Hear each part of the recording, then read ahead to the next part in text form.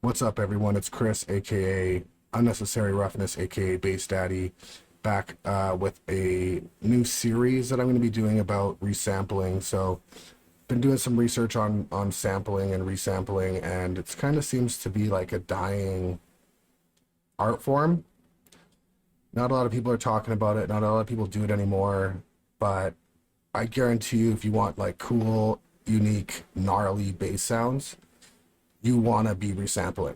Um, it is super powerful and you know way cooler at the end of the day to do really awesome sound design. So let's jump into Ableton and check it out. Okay, so this is a brand new Ableton session. So the first thing you're going to want to do is take a bunch of samples. Actually, you know what? Why don't I show you some recent samples that I did? So in here, right here.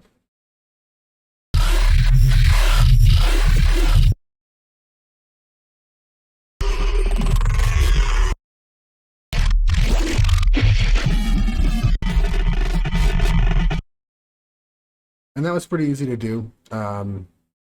It took a little while, but I'll show you guys my technique here. So the first thing you want to do is have a bunch of one shots. You can make things yourselves out of VSTs or whatever, but you want to have a bunch of one shots. So for all intents and purposes of this video, I'm going to use sample pack one shots. Okay, so let's just see here. So the first thing you're going to want to do is add a sampler, sorry.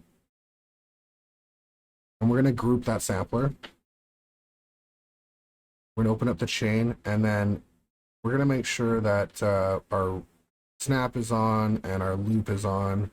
Let's throw a sample in there first.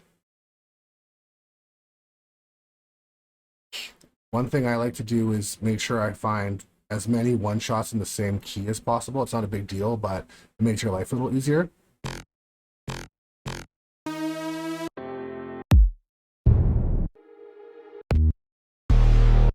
Actually, gonna go into the file. Let's go in here.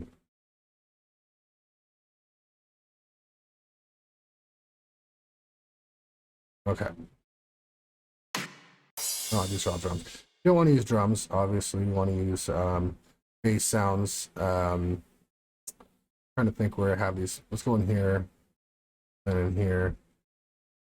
And here we go. So all these bass one shots. So all you're gonna do is click and drag that into your sampler. Like I said, I like to have the loop on. That's personal choice, but you can have the loop on here, snap on. And then all you gotta do is duplicate this.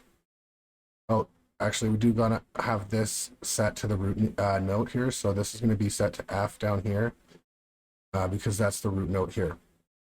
And then I just duplicate this in the chain and bring in a new sample. Okay. And that's pretty much it. You can do that 127 times. I think it's 127.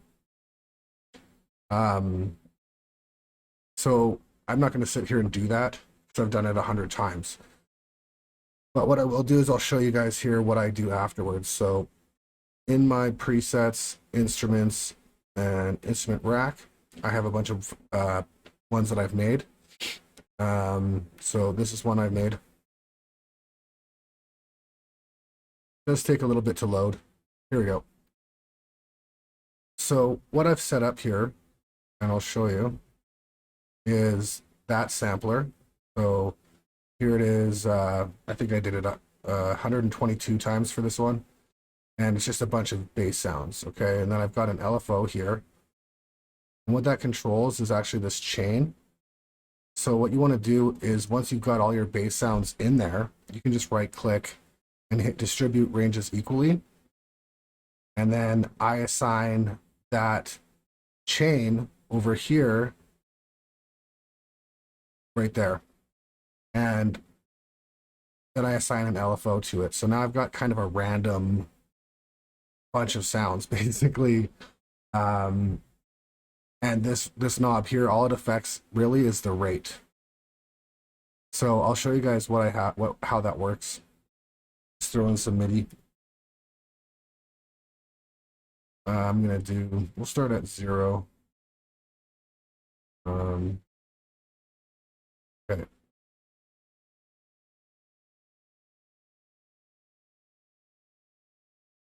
So now every time the MIDI note changes, it's going to be able to.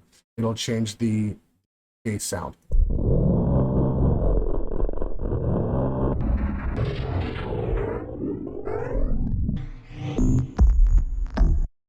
That sounds pretty sick, actually.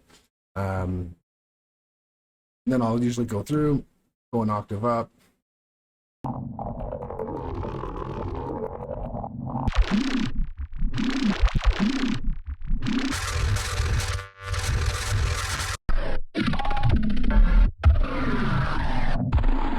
And you can experiment with like different lengths of MIDI. It doesn't really matter. You know, whatever works for you, but you can make these smaller.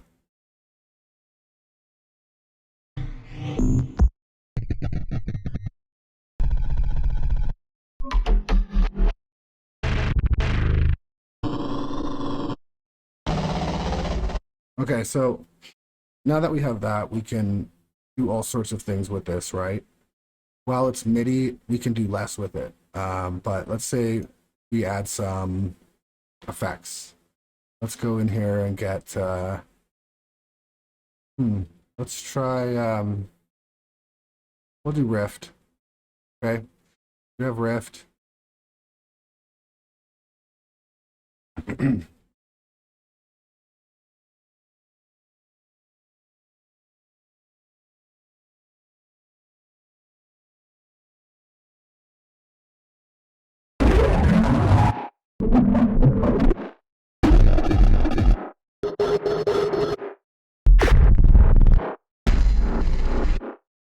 Okay, so then what we would do here is a lot of people will say like you record it to another channel, but I would just go freeze track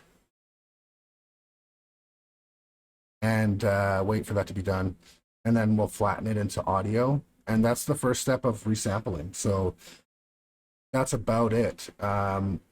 It's not any, you know, there's no secret to that part, but you can now do a lot with this audio.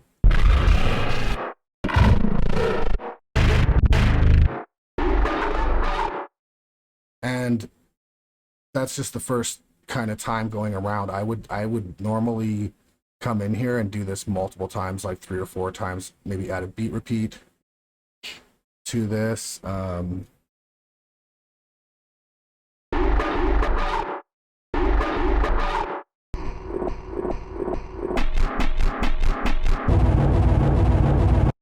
And again, I like to add randomness. So what I would do here is take like a LFO. I would set that to random and map that to the grid example. Actually, what I would do first is assign this to a macro. And in here, we'll go and just switch this to 16 3/4 there. Now we can map this to here.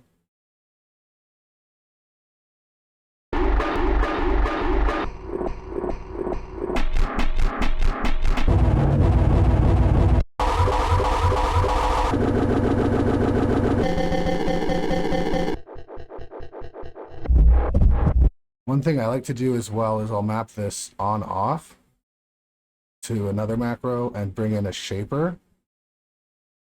And then in the shaper, you can go like this. And every so often, we're going to go like this. Oops. Back up. I'm going to map that to here. So that just every once in a while, it's going to turn the beat repeat off and then back on. And it just kind of, sometimes you'll get like the beat repeat will like latch onto something that doesn't sound great. So this will just like reset it. And it's kind of cool. It's kind of nice to do, and just adds a little bit more, a lot more change ups.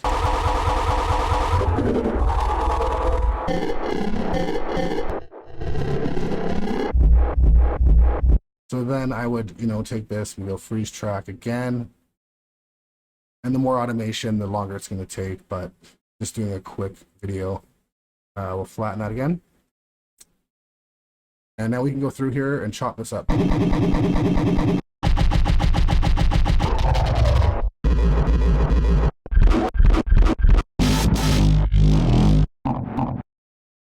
So, like, as you can see, we already have some really cool sounds. I would normally, you know, have one take without the beat repeat on, one with the beat repeat, so you can have some like downbeats with like returns and calls or whatever. And then what I do is I make a sample pack for myself. So under my user library here, I have a bunch of samples, and I have, you know, just lay it out like a normal sample pack. And yeah. That way, when you are ready to lay down a track, you have sample pack that's yours, and you can just throw them in. So this is kind of the first video of a bunch of resampling videos that I'm going to do of how I do resampling and how I get some really cool sounds. So stay tuned for that. If you guys are interested in that, make sure you subscribe, notifications, all that good shit. Otherwise, peace out, guys. Love ya.